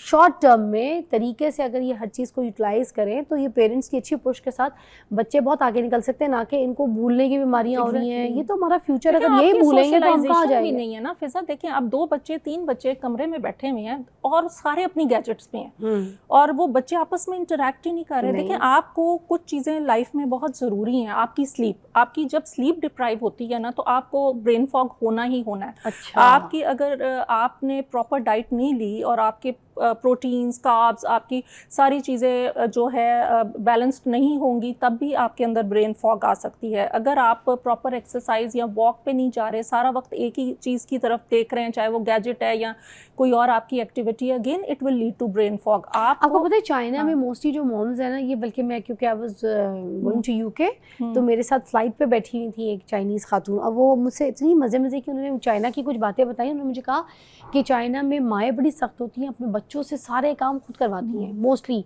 वो कहती है, जबकि वो काम में बहुत तेज़ होती है, मगर उन्होंने उनकी हैबिट बनाई होती है कि तुम घर आओगे तो अपनी एक एक चीज़ ऑर्गेनाइज करके वैसे ही रखोगे जैसे तुमने अपना काम खुद करना है, मैंने अपना काम खुद करना है, I am only here to give you food. और वो भी कुछ ऐसी ट्रेनिंग देते हैं। क्या होता है कि मुलाजिम सारे काम करते हैं, बच्चा ने आते साथ टैब पकड़ लेना और हम बच्चे के सामने मुलाजिम को जलील करते हैं, तुमने ये नहीं किया, वो बैठा हुआ है, उसका ये काम नहीं किया, वो नहीं किया। देखिए ऑल्टरनेट हेल्दी एक्टिविटी होना ज़रूरी है। हम ये नहीं कहेंगे कि बच्चे से ले लो, लेकिन बच्चे को क्या देना है आपने। आप बच्चे को किसी स्पोर्ट्स एक्टिविटी में वॉक पे लेके जाएं। अब देखें मेरे जैसा बंदा मेरी उम्र में, मैं थोड़ी देर बाद मैं तंग पड़ जाती हूँ डिजिटल ओवरलोड से। I need some time out. मैं अपने आप को 5 मिनट डिटॉक्सिफाई करती हूँ, even if I am working on my laptop, या मैं कोई अपनी असाइनमेंट या कोई अपना एग्ज़ाम पेपर या कुछ भी बना रही होती हूँ स्टूडेंट्स का, तो मैं अपने आप को डिटॉक्सिफाई करती हूँ। मैं तो 5 सेकंड के लिए कहीं दूर देखूँगी, मैं अपनी आइज़ को रिलैक्स करूँगी। एक और बात यह है कि आप देखें कि हमारे बच्चों में जो आय के इश्यूज़ आ रहे हैं और ग्लासेस लग रही हैं, कभी हम लोगों के ज़माने में कभी भी इतने बच्चों को आई साइट इश्यूज़ नहीं थे because of this over digitalization, और ये चीज़ें हम रियलाइज़ नहीं कर रहे। लेकिन हल्के अल्टीमेटली आप देखें ना कि जो कोविड में कुछ लोगों को जो कोविड बार बार हुआ उसकी वजह से भी लोगों में बहुत ब्रेन फॉग। लेकिन मैं एक और इम्पॉर्टेंट चीज़ कहूँगी कि brain fog is just a symptom, it can indicate towards a greater issue जो कि अल्जाइमर हो सकता है, डिमेंशिया हो सकता है। उसकी ओवर रूल करना बहुत ज़रूरी है, उसकी असेसमेंट करवाना बहुत ज़रूरी है। अगर कुछ हफ्ते तक आप यही कंडीशन में रहते हैं और आप अपने आप को हाइड्रेट भी कर लेते हैं, आपके अंदर कोई और भी मेडिकल टेस्ट ठीक आ रहे हैं, कोई हाइपोथायराइडिज्म नहीं है, B12 की डेफिशिएंसी नहीं है, go in for proper psychological and medical testing. और कई दफ़ा ये होता है कि ये और तरह की जैसे डिमेंशिया है, इट्स अ ब्रॉडर टर्म जिसमें भी मेमोरी लॉस होता है, लेकिन उसमें आपका लॉन्ग टर्म और इरिवर्सिबल होता है। ये जो ब्रेन फॉग है ये रिवर्सिबल है। अगर किसी को डिहाइड्रेशन की वजह से हो रही है, आप उसे पानी देते हैं तो वो ठीक हो जाएगी। डिजिटल ओवरलोड है तो अगर डिजिटल ओवरलोड कम कर देते हैं तो उससे बेहतर होना शुरू हो जाएगा। ये रिवर्सिबल है ये सिम्टम। लेकिन कुछ बीमारियाँ ऐसी हैं जो कि इरिवर्सिबल हैं और जो मिमिक करती हैं सेम ज़ाहिरी तौर पर सिम्टम्स मिलते जुलते हैं। तो अगर कोई शख्स ब्रेन फॉग में कोई कुछ हफ्ते रहता है, उसको फ़ौरन देखना चाहिए कि उसके अंदर कोई और किस्म की साइकोलॉजिकल या मेडिकल न्यूरो डेवलपमेंटल प्रॉब्लम्स तो नहीं आ रही, जैसे अल्जाइमर है, आपका डिमेंशिया एक ब्रॉडर टर्म है, उसमें फॉरगेटफुलनेस और ये सब चीज़ें भी होती हैं। तो मेरा ख्याल में माइंडफुली हमें टेस्टिंग की तरफ जाना चाहिए। इसके भी कोई स्टेजेस होते हैं? मतलब जी बिल्कुल स्टेजेस होते हैं, लेकिन ये है कि कई दफ़ा ये क्योंकि ओवरलुक दिमाग होता के है। अगर फंक्शन मैम सही काम नहीं कर रहे तो क्या सिज़ोफ्रेनिया तक के स्टेजेस भी जा सकते हैं? देखिए ये या बेसिकली नहीं? स्किज़ोफ्रेनिया का इससे ताल्लुक नहीं है। स्किज़ोफ्रेनिया एक सेवियर मेंटल हेल्थ कंडीशन है, लेकिन स्किज़ोफ्रेनिया में तो आप कहते हैं ना कि loss of contact with reality खत्म हो जाता है। मगर चीजें भी बहुत भूल जाते हैं जी, लोग। वो देखिए उनका कांटेक्ट रिश्ते नहीं भूल रियलिटी जाते हैं, से बातें रहता भूल ना, जाती मतलब हैं, बेसिक हाँ। उसमें जो पॉइंट है इट इज़ के थॉट डिसऑर्डर। वही अगर थॉट डिसऑर्डर है तो उसमें आपका कांटेक्ट रियलिटी से आपको कोई चीज़ ऐसे इल्यूजन्स आ रहे हैं, डिल्यूजन्स इल्यूजन आ में रहे किसी हैं। से बातें करना शुरू करते हैं, हाँ भाई Exactly. ठीक हो, अच्छा तुम इधर क्यों बैठा, निकल यहाँ से, बस वो है ही नहीं सामने बंदा, जी। शॉकिंग। तो वो देखें वो, लेकिन ये कि आपकी जो अल्जाइमर वगैरह है इसकी टेस्टिंग आपको करवानी पड़ेगी। और ये कि एज रिलेटेड भी होती हैं कई चीज़ें, फॉरगेटफुलनेस, और ये तो टेम्प्रेरी कंडीशन है। लेकिन अगर किसी को खुदा ना खास्ता सेवियर कंडीशन होती है जो इरिवर्सिबल है तो उसमें आपका प्रॉपर इलाज होना ज़रूरी है। लेकिन ये कि अगर ब्रेन फॉग में भी आप अपने आप को थोड़ा सा रिलैक्स करें, अपनी मल्टीटास्किंग कम करें, नींद पूरी करें, नींद पूरी करें। बहुत ज़रूरी है कि आप अच्छी ग़िज़ा भी शामिल ज़रूरी करें, बिल्कुल आप अपनी हेल्दी एक्टिविटीज़ को करें, और मल्टीविटामिन्स भी, मल्टीविटामिन्स, B12 आपको बहुत ज़रूरी है कि इसके बाद, हाँ जी, B12 प्लस विटामिन डी। हमारे मुल्क में विटामिन डी की इतनी सीवियर डिफिशिएंसी ये है, विटामिन्स पूरे करें जी, ज़रूरी ये है। आपको करना चाहिए। अब आजकल जैसा मौसम है, लोग अक्सर डिहाइड्रेटेड होते हैं और जब गर्मी से बाहर आते हैं कहते हैं फल्ला मुझे तो कुछ समझ नहीं आ रही, मैं क्या करूँ, किधर बैठा हुआ हूँ, क्या है। तो देखें ये चीज़ें हमें आजकल के मौसम में भी बहुत, और ORS वगैरह या इस तरह की चीज़, बच्चों को पेरिट्रॉल है, इस तरह की चीज़ें पिलानी चाहिए ताकि उनकी मिनरल की कोई इम्बैलेंस ना आना खास तौर शुरू पे हो जाए। मौसमी फल भी जैसे तरबूज, जी, खरबूजा वो तो जो हेल्दी आपके लिए डाइट फ्रेश इज़ भी वेरी रखे, इंपॉर्टेंट। हाँ। अपने माइंड को जो है मी टाइम, मैं तो हमेशा हर एक को कहती हूँ कि जी अगर आपने अपने आप से प्यार करें और अपने आप को मी टाइम दें। ये मी टाइम ये नहीं है कि आपने बेड पे बैठ के अपना डिजिटल सारा मीडिया चेक करना है, ये वो मी टाइम है जब आप हों और आपके इर्द गिर्द सुकून हो। चाहे आप वॉक पे जाएं, चाहे आप ग्रीनरी देखें, चाहे आपका अगर शौक है तो गार्डनिंग, मेरा शौक है, मैं तो अक्सर गार्डनिंग पे टाइम लगा सबसे ज़्यादा सुकून उधर ही मिलता है, मुझे बड़ा सुकून मिलता है, मुझे प्लांट्स को देख के सुकून मिलता है। मुझे इवन के एट टाइम्स आई वांट के जी प्लांट्स के पास ही बैठे रहो, मैं ग्रीनरी से हरी दूर ना चीज़ों जाऊं। को सुबह देखें, और ऐसी अपनी ताज़ा आंखें हो जाती है, Exactly. सेहत हो जाती है, अपनी ना आइज़ को भी डिटॉक्स करने की ज़रूरत है। जी, आंखें बड़ी फ्रेश हो जाती है। थैंक यू सो मच, बहुत अच्छा टॉपिक आपके साथ एलैबोरेट हुआ है एंड हम आपको मदद करते रहेंगे, ठीक है। और आपके साथ मुलाकात करते हैं मगर ब्रेक के बाद। Come back.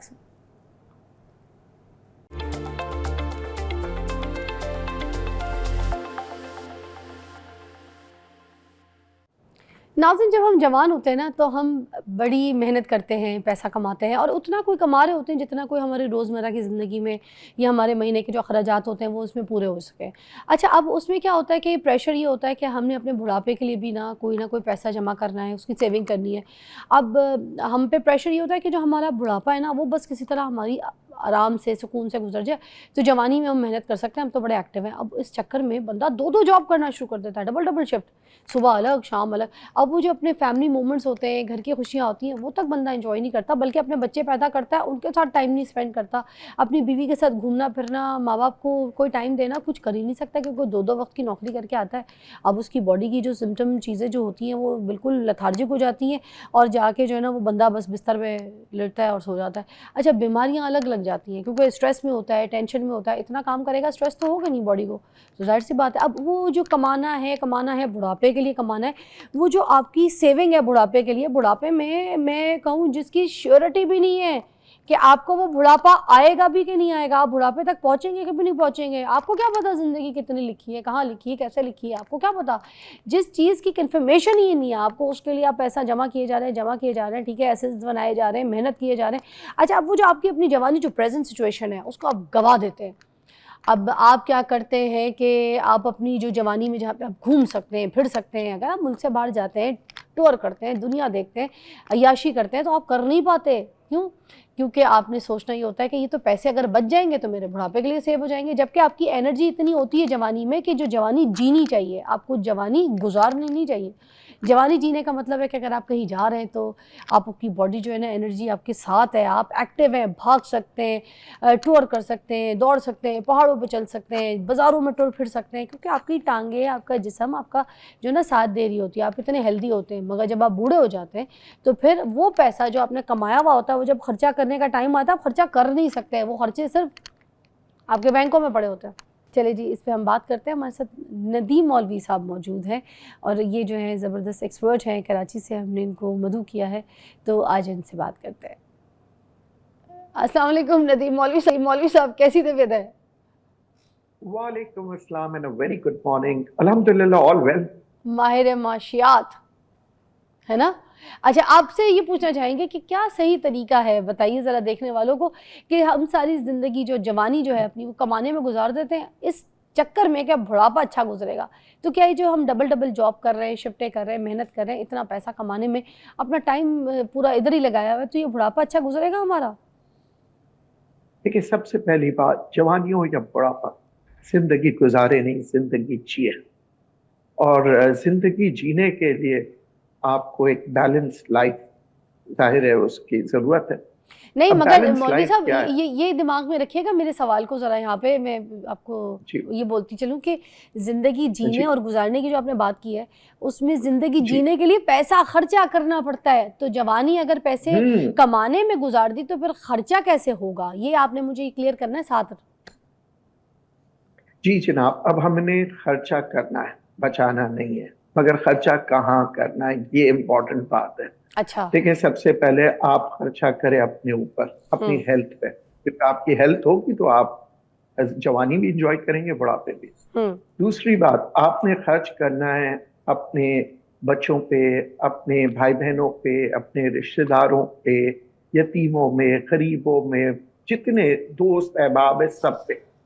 और सबसे इंपॉर्टेंट कहाँ खर्चा करना है, वो है कारोबार पे। आप कारोबार में जितने पैसे लगाएंगे उतना ही आगे जाके आप कामयाब होंगे। हमारे यहाँ क्या, हम पैसे को एक जगह रख देते हैं, पानी को भी एक जगह रख देंगी ना, पानी खराब हो जाएगा। पैसे को इस्तेमाल करना सीखें, पैसे को इस्तेमाल करेंगे तो पैसा डबल होगा। हम पैसे को बचाने से तो कभी भी आप अमीर नहीं हो सकते। या डाकू ले जाएगा, या चोर ले जाएगा, या बीमारी ले जाएगी, या परेशानी ले जाएगी, सही बात। और आपने एंजॉय नहीं किया। और दूसरी अहम बात, जब आपने जवानी में, बचपन में खर्च करना नहीं सीखा, आप यकीन करें बुढ़ापे में भी नहीं करेंगे, क्योंकि आपको फियर जो है ना बचपन से है कि यार ये ऐसा हो जाएगा, वैसा हो जाएगा। बुढ़ापे में आप देखें, लोगों के पास करोड़ों रुपया है, मगर वो बड़े बुजुर्ग खर्च ही नहीं करते। अच्छा, ये जो वो फेयर कहते है नहीं नहीं। नदीम साहब, ये जो फेयर है ये इंसान को कंजूस भी बना देता है। पैसा खर्च जी करने का फेयर के खर्च करेंगे तो खत्म हो जाएगा, ये आपको कंजूस भी बना देता है ना? जी बिल्कुल, कंजूस बना देता है। और फिर आपको, मैं आपको बताऊं, आपको अपना ही आप दुश्मन नजर आने लगते हैं। क्यों? क्योंकि आप अपने आप पे खर्च ही नहीं कर रहे। जब आप खर्च नहीं कर रहे तो आपने क्या लाइफ को किया, आपने तो जिंदगी गुजारा है ना। जवानी सारी मेहनत करते रहे, पैसा बचाऊंगा पैसा बचाऊंगा पैसा बचाऊंगा, खर्च नहीं करूंगा। बुढ़ापे में कहा नहीं यार, ये अगर पैसे खर्च हो गए तो बुढ़ापे में मैं क्या, इस हालत में मैं कैसे कारोबार भी नहीं कर सकता। मतलब आपने कोई ना कोई बहाना करना है। मगर आप देखिए, यही पैसा आप सही मानों में इस्तेमाल करें तो बच्चों के ऊपर इस्तेमाल करेंगे, बच्चे आपसे प्यार करेंगे बुढ़ापे में, रिश्तेदार आपसे प्यार करेंगे, गरीब लोग आपको दुआएं देंगे। आपको यकीन करें, कोई ना कोई शख्स आपके काम आएगा। ये कहना बड़ी फजूल बात होती है, नहीं यार कोई काम नहीं आता, काम आते हैं लोग। आप किसी पे एहसान करके देखें, कभी ना कभी वो इंसान आपको जरूर थैंक यू कहेगा। और अगर नहीं भी कहता, आखिरत तो आपने कमा ली ना। अच्छा, हमारे यहाँ ये पता है ये क्या है कि हमने खर्च कहाँ करना ये नहीं पता, हम फजूल खर्ची में चले जाते हैं। अच्छा फजूल खर्ची जो नदीम है, साहब, एक और चीज़, कुछ पेरेंट्स भी अपनी ज़िंदगी जी जीते नहीं हैं, कुर्बानियाँ देते हैं। जब बच्चे बड़े हो जाते हैं उनको ताना भी आपको पता है मारते हैं। आपने बड़े ख़ानदानों में, लोगों में देखा होगा, कुछ पेरेंट्स अपने बच्चों को बड़ा ताना मारते हैं जवानी में कि हमने अपनी ज़िंदगी में कुछ नहीं किया, ना अच्छा खाया, ना अच्छे रेस्टोरेंट्स गए, ना कहीं भाई बाहर कोई ट्रिप किया, हमने कहीं घुमा फिरा नहीं, अच्छे कपड़े नहीं पहने, सिर्फ इसलिए कि तुम्हें अच्छी तरीके से तरबियत देने के लिए, तुम्हारी स्कूल की फ़ीसों के लिए, और तुम्हारे लिए घर बनाने के लिए, ये प्रॉपर्टियाँ बनाने के लिए, ये जो फलानी घर मैंने बनाया वो तुम्हारे लिए, ये तुम्हारे नाम करके जाना है मैंने बेटा, इस घर को बनाने के लिए, ये ज़मीनें तुम्हारे नाम करने के लिए, ताकि तुम अच्छी ज़िंदगी गुजारो, तुम्हारे लिए मैंने कुछ नहीं खाया, पे ताने देते हैं ना। अब वो जो ज़िंदगी नहीं गुजारते, अपना उस वक्त का टाइम वेस्ट कर देते हैं, तो मुझे लगता है कि उस टाइम पे बच्चों को अगर सिर्फ अच्छी स्कूलिंग, अच्छी तरबियत घर से उनको एक अच्छा इंस्टीट्यूट दे दिया जाए तो वो बच्चे अपने पैरों पे खड़े होकर खुद कमा लेंगे। उनके लिए आपको जायदाद बनाने की क्या ज़रूरत है, जिसको आपने खर्चा कभी अपनी जवानी में खुद नहीं किया, और बच्चे बड़े होकर ताने मार रहे हैं आपको। बहुत प्यारी बात कही। देखें, अगर वो जायदाद बच्चों को दे भी देते हैं ना, वो बच्चे तबाह कर देते हैं। क्यों? क्योंकि आपने कभी भी उनको सही मानों में खर्च करना ही नहीं सिखाया ना। अब किसी भी बच्चे के हाथ में अचानक से देखें आप करोड़ रुपया देते हैं, वो सबसे पहले गाड़ियां लेते हैं, अय्याशियां करते हैं, पार्टीज कर रहे होते हैं, उनको पता ही नहीं है ना कि पैसे की अहमियत क्या है, पैसा खर्च किधर करें। उसकी वजह यही माँ बाप है जो कहते हैं हम बच्चों का फ्यूचर बना रहे हैं। अपना फ्यूचर तो बना नहीं सके, बच्चों का क्या बनाएंगे। मैं कहता हूं दुनिया के अंदर कोई भी शख्स गारंटी दे के दे दे कि कल उसको फ्यूचर बना लेगा, मैं उसका गुलाम हो जाऊंगा। कोई किसी का फ्यूचर नहीं बना सकता, ना आप बच्चे का फ्यूचर बना सकते, ना अपना बना सकते, ना किसी का। वो तो मेरी रब की जात है जो फ्यूचर बनाता है। हमारा काम है काम करना, हमारा काम है खुशियां बिखेरना। बच्चों को यकीन करें उनकी जवानी बर्बाद कर देते हैं, और बच्चों को पहले बता देते हैं कि मैं ये तुम्हारे लिए मेहनत, मैं तुम्हारे लिए कर रहा हूँ, मैं तुम्हारे लिए बना रहा हूँ। उसको बच्चे के दिमाग में डाल देते हैं ये पैसा हमारा है, ये जो बाप कमा रहा है ये सारा पैसा हमारा है, ये जो माँ कमा रही है, ये जो माँ बना रही है ये हमारा पैसा है, ये माँ के जेवर, ये चीज़ें सब कुछ हमारी है।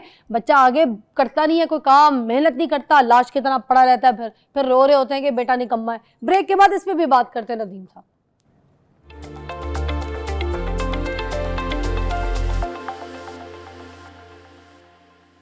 Welcome back. हम ब्रेक से पहले बात कर रहे थे कि बच्चे के कान में डाल दिया जाता है कि ये चीज़ें मैं तुम्हारे लिए बना रहा हूँ, तुम्हारे लिए कमा रहा हूँ। अब बच्चा माइंडसेट बना लेता है, पढ़ लिखने के बावजूद भी लाश की तरह घर बैठा रहता है, निकम्मा, काम नहीं करता, और माइंडसेट उसका यही होता है कि मेरे बाप के पास सब कुछ है, वो जब मरेगा तो मुझे ही देगा, तो ये सारा पैसा मेरा है, मुझे कमाने की क्या ज़रूरत है। दोस्तों यारों में बैठ के भी बोल रहा होता है, और खर्च करता भी है तो वो अपने बाप का पैसा खर्चा करता है, चाहे अय्याशी में खर्चा करे मगर बाप का पैसा खर्चा करता है। अपनी एबिलिटी नहीं होती उसकी कि खुद कुछ कमा सके, कुछ बना सके। इसके ऊपर भी बात कीजिएगा कि ये खर्च तो कर रहा है बंदा मगर अपने बाप का पैसा। देखिए, बाप का पैसा हो या कोई भी पैसा हो, पैसे को इस्तेमाल करना अगर आपको नहीं पता तो आप पैसे को ज़ाया कर रहे हैं ना। असल चीज बचपन से लेके बुढ़ापे तक कोई ये नहीं सिखाता कि पैसे को इस्तेमाल कैसे किया जाए। हाँ, ये पैसा चाहिए, बस पैसा चाहिए, पैसा चाहिए, पैसा हासिल करना है, उसको रख देना है। तो वो पैसा किस काम का? बैंक के अंदर फिगर्स होते हैं, सिर्फ नंबर्स होते हैं। आपने तो वो एक नंबर लेके अपने बैंक में रख दिया है, आप पैसे को यूटिलाइज ही नहीं कर रहे। ना आप कंपनीज बना रहे हैं, ना आप दुकानें बना रहे हैं, ना आप तिजारत कर रहे हैं, ना आप किसी पे खर्च कर रहे हैं, ना यतीमों को दे रहे हैं, ना रिश्तेदारों को दे रहे हैं। ये सब छोड़े, अपनी औलाद को नहीं दे रहे, अपनी बीवी को नहीं दे रहे, खर्च ही नहीं कर रहे, ना कहीं खुद जा रहे, जिंदगी घुट घुट के जीते हैं। और फिर कहते हैं हमने कुर्बानी की। आपने कुर्बानी नहीं की, आपने जुल्म किया अपने आप पर और अपनी फैमिली पर। क्यों? क्योंकि आपको अगर इस्तेमाल करना था तो सही मानों में पैसे इस्तेमाल कर देना। आपने पैसे बचा को, वही बात है कि मैं आपको कोई अनाज दे दूं और आप उस अनाज को इस्तेमाल ना करें तो या चूहे खा जाएंगे या वो सड़ जाएगा अनाज। कोई भी चीज आप देख लें, दुनिया की कोई भी चीज देख लें, आप रखते जाए, आप जेवरात जमा करते हैं। आपने जेवरात जमा किए ना तो आपने पहने नहीं तो वो जेवर किस काम के? नहीं जी, सिक्योरिटी तो कोई नहीं दे सकता आपको। कल की नहीं पता, अचानक से पता लगता है जी जवान बच्चा था, कैंसर हो गया। फिर आप भूल जाते हैं पैसा, आप भूल जाते हैं तालीम, आप भूल जाते हैं सारी कुछ। आप कहते हैं बस अल्लाह मियां इसकी जान बचा ले, बेशक मुझे 2 रोटी मिले, 1 रोटी मिले, भूखा पेट सो जाऊंगा मगर मेरे बच्चे को बचा ले। उस वक्त कहां चला जाता है आपका लॉजिक, कहां चला जाता है आपका फ्यूचर, कहां चला जाता है आपकी जी प्लानिंग? देखिए, प्लानिंग करना वो रब की जात है। हमारा काम है जिंदगी जीना, गुजारना नहीं। कुछ इस दुनिया से करके जाए, बेशक 10 साल की जिंदगी हो, 20 साल की हो, 50 की हो, 80 की हो, एक एक दिन अपना यूज करें। आप दिन को वेस्ट कर रहे हैं। मैं कहता हूं, लोग कहते हैं यार बूढ़ा हो गया कुछ नहीं कर सकता। यूरोप में आप जाके देखें, जितने बूढ़े ट्रैवलिंग करते हैं, जवान नहीं करते। वो अपनी बीवियों को लेके वो कहते हैं ये अब हमारी जिंदगी हमें एंजॉय करनी है। वहां पे जवान भी एंजॉय करता है, बूढ़ा भी एंजॉय करता है। वीकेंड पे अपनी तमाम, उनको हर हफ्ते पैसे मिलते हैं, हमारे यहाँ तो महीने को मिलता है ना।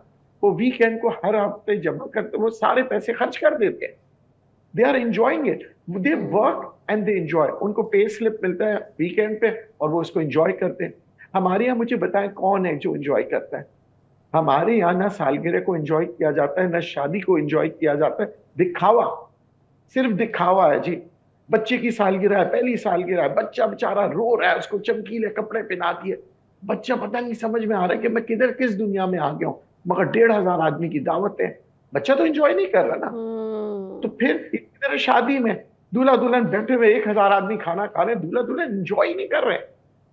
ना वो म्यूजिक सुन रहे, ना वो डांस कर रहे, ना वो कहीं प्लानिंग कर रहे कहीं बाहर जाने की, ना वो, उनको एक ऐसा लगता है कि एक सजा के तौर पर बिठा दिया, मुस्कुरा रहे हैं, सब रिश्तेदार आके फोटो खींच रहे हैं।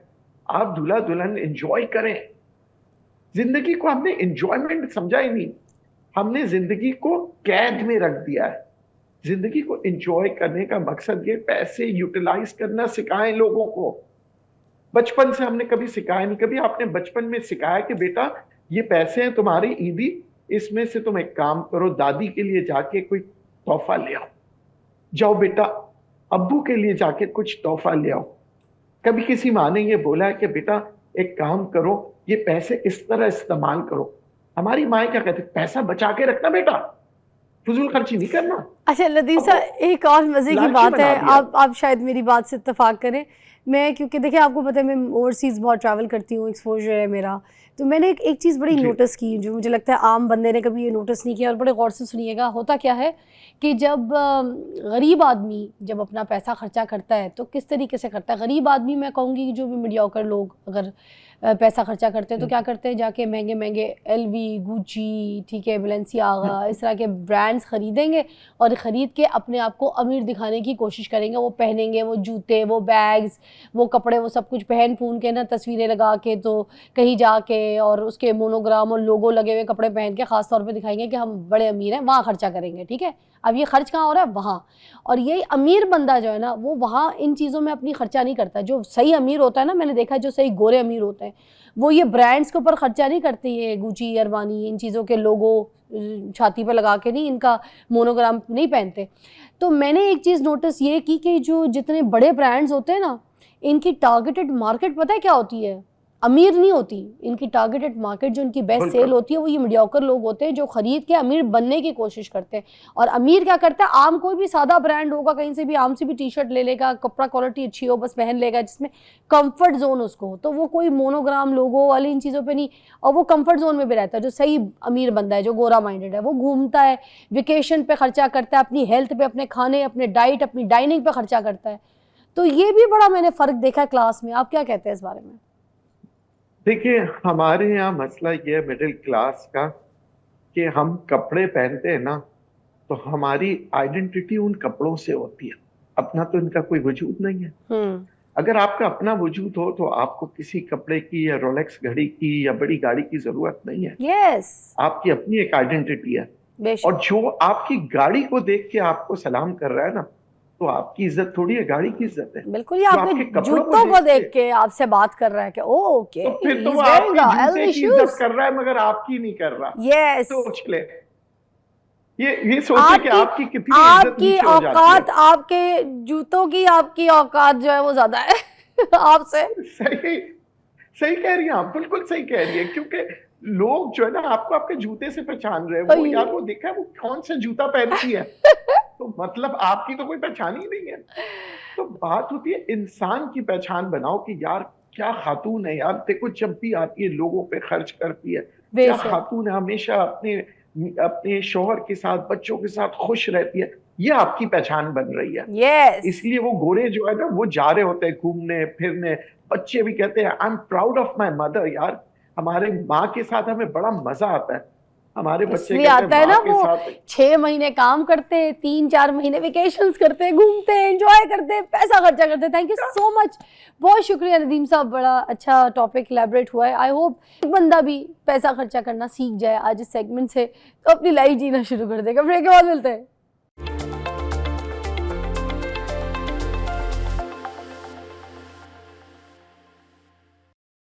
वेलकम बैक, वॉचिंग मॉर्निंग इंतज़ा। अब हम बात करते हैं नाजरीन, पाकिस्तान के लिए एक बहुत बड़ा एजाज़, पाकिस्तान बामुकाबला अमेरिका। और पाकिस्तान जो है ना नाजरीन, वो जीत गया। कहाँ पे जीत गया, किस तरह से ये जीत हासिल की, हम बताते हैं। शाहज़ेब रिंद हमारे साथ हैं, किसी तारुफ के मोहताज नहीं है, पाकिस्तान के हीरो हैं, मेरे बड़े प्यारे भाई हैं। एक और कारनामा सर अंजाम दिया है उन्होंने, एक और टाइटल अपने नाम कराया है। वेरी प्राउड ऑफ यू, क्या बात है। एक लाइट वेट कैटेगरी है, ठीक है, अमेरिका में फ़ाइट करते हुए अमेरिका के जो यूएस सी फाइटर्स हैं ना, उनको शिकस्त दी है। ज़बरदस्त कारकर्दगी की परफॉर्मेंस यहाँ पे दिखाई है। शाहज़ेब रिंद बड़े प्यारे मेरे भाई हमें ज्वाइन कर चुके हैं। अस्सलाम वालेकुम। वालेकुम अस्सलाम, क्या हाल है, खैरियत से आप? अल्लाह का सबसे शुक्र पहले तो है। आपको बहुत बहुत मुबारक हो, किस चीज़ की? आपकी जो शादी हुई है ओह उसकी। सॉरी, हाँ क्यों मुझे तो मैंने कहा मैंने भी कोई जो है ना कोई रेस जीत ली। थैंक यू सो मच भैया, बहुत शुक्रिया, आपका प्यार है, ठीक है। अच्छा, मगर आपको भी बहुत बहुत मुबारक हो, आपने जो पाकिस्तान का नाम रोशन किया है शाहज़ेब भाई। अगेन एंड अगेन अचीवमेंट जो है वो बढ़ती जा रही है मेरे भाई की, and we really proud of you. बढ़ रहे हैं आगे, और इस तरीके से क्या शिकस्तें दे रहे हैं लोगों को, क्या बताएंगे, क्या कहेंगे? अल्हम्दुलिल्लाह, बस ये जो है हमारी जो पाकिस्तान पूरा कौम है, पूरी कौम की दुआएं है, और ये सब जो है उनकी वजह से है। हमारे हम तो मतलब इतने बड़े नहीं, बस ये सब दुआएं है उनकी वजह से अल्लाह पाक ने इज़्ज़त दी मुझे, और इतने बड़े मकाम पे खेलना, यूएफसी फाइटर को हराना। तो अल्हम्दुलिल्लाह, I am very happy, and I am very happy for the Pakistan. I will congratulate all the Pakistani people, this achievement is for them. माशाल्लाह, ज़बरदस्त। ये जो अमेरिका के फ़ाइटर्स आपके सामने खड़े हुए थे, उनके साथ मुकाबला करना, फिर एक उनकी ट्रेनिंग, उनके ऊपर बड़ा बजट लगाया होता है, बड़े उनके ऊपर इन्वेस्टमेंट होती है। फिर इस तरीके के लोग आपके सामने जब खड़े होते हैं, तो आपके ऊपर कोई प्रेशर नहीं आता कि मैं इन लोगों के साथ खेल रहा हूँ, मेरे सामने ये है कंपटीशन, मेरे को ना बी वेरी टफ, तो मैं कैसे इसको कम्पीट करूँगा, इनकी तो ट्रेनिंग मेरे आगे बहुत बड़ी है। क्या सोचते हैं उस वक्त? बिल्कुल, ये जो है काफ़ी बड़ा प्रेशर होता है, फाइट वीक में काफ़ी बड़ा प्रेशर होता है, और फाइट से पहले काफ़ी प्रेशर होता है। लेकिन असल फाइटर्स वो होते हैं जो प्रेशर को कंट्रोल करते हैं, और उसी प्रेशर को कंट्रोल करके अपना जो है परफॉर्मेंस वो दिखाते हैं। मैं भी काफ़ी टाइम से यहाँ पे ट्रेनिंग कर रहा हूँ, और ये मेरा जो कैंप था काफ़ी लंबा कैंप था, और इसमें मैंने काफ़ी मेहनत किया था। तो इस वजह से मेहनत आपके सामने है। जब मैंने रिंग में गया और यूएफसी फाइटर के खिलाफ मैं खड़ा हुआ, और जो भी अटैक मैं कर रहा था, ही वाज फीलिंग एवरीथिंग, और वो जो है पूरी रिंग में जो मेरे किक्स थे और जो मेरे पंचेस थे, पूरी रिंग में उनकी आवाज़ जो है गूंज रही थी। तो अल्हम्दुलिल्लाह, मैं जो है टेक्निकली और मेंटली स्ट्रॉन्ग था और अल्लाह पाक ने इज्जत दी और विन आपके सामने है अल्हम्दुलिल्लाह। I knocked out the former UFC fighter and then he also beat UFC world champions, so it's a big achievement. उफ, हम यहाँ पे फाइट सामने देख भी रहे हैं स्क्रीन पे और लोग भी देख रहे हैं, एक एक इसके जो एक्शंस हैं आपके वो इतने स्ट्रॉन्ग है। वो जिसे कहते हैं ना धुलाई, वो बिल्कुल ये एंड में तो जब गिर जाता है तो उसको एम्पायर पकड़ने के लिए जब आता है, मैं उसकी पोजीशन देख रही हूँ, it is oh my God. He was unconscious। वो जब किक लगा था फेस पे तो हाँ I felt it on my Shin और मेरा शिन अभी भी ब्रूस्ड है और मेरा पूरा जो शिन का जो बोन है वो पूरे उसके चिन पे पड़ा था और हाँ। उसके जो आंखें थे वो बिल्कुल ऊपर चले गए थे और ही वाज अनकॉन्शियस। तो इस अच्छा वजह से जो है रेफरी ने बीच में जंप किया और फाइट को स्टॉप किया। अच्छा अच्छा, स्ट्रैटेजी इसकी कोई ख़ास ऐसी चीज़ बनाई जाती है इस पे कोई, या फिर बस गुस्से में आके उस वक्त जो है ना ये सिनेरियो चीज़ें सिचुएशन बन जाती है? असल में फाइट में जब आप गुस्सा करते हो तो आप फाइट नहीं कर सकते हो, तो ये पूरा जो है मेंटली होता है।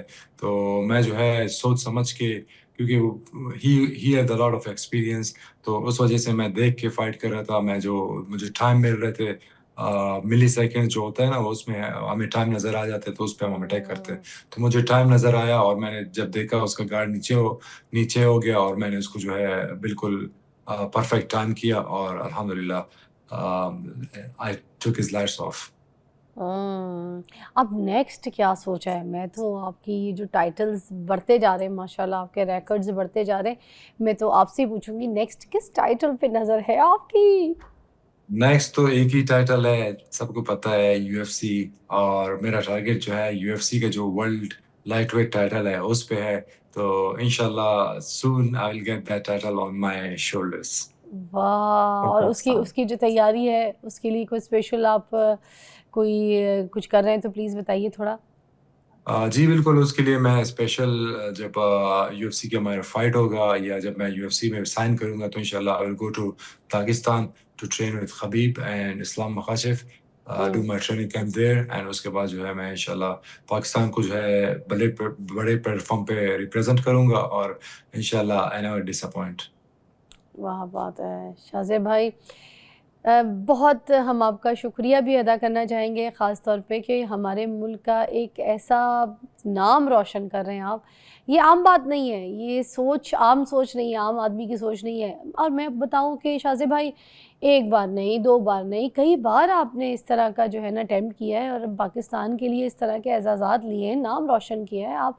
अल्लाह ताला आपको बहुत सेहत, ज़िंदगी, खुशियाँ आमीन। इसी तरह से दें। पूरी कौम की और आपकी बहन की बहुत सारी दुआएं आपके साथ हैं। बहुत खुशियाँ लेकर आ रहे हैं आप पाकिस्तान में, जहाँ इतना डिप्रेशन है, इतने हम परेशान हैं किसी न किसी की वजह से, वहाँ पे आप हमें इतने प्यारे एजाज़ात के साथ खुशियाँ दे रहे हैं। बहुत शुक्रिया आपका।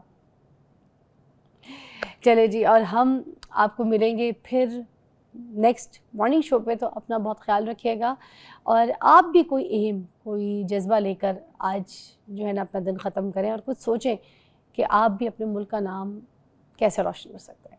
अल्लाह।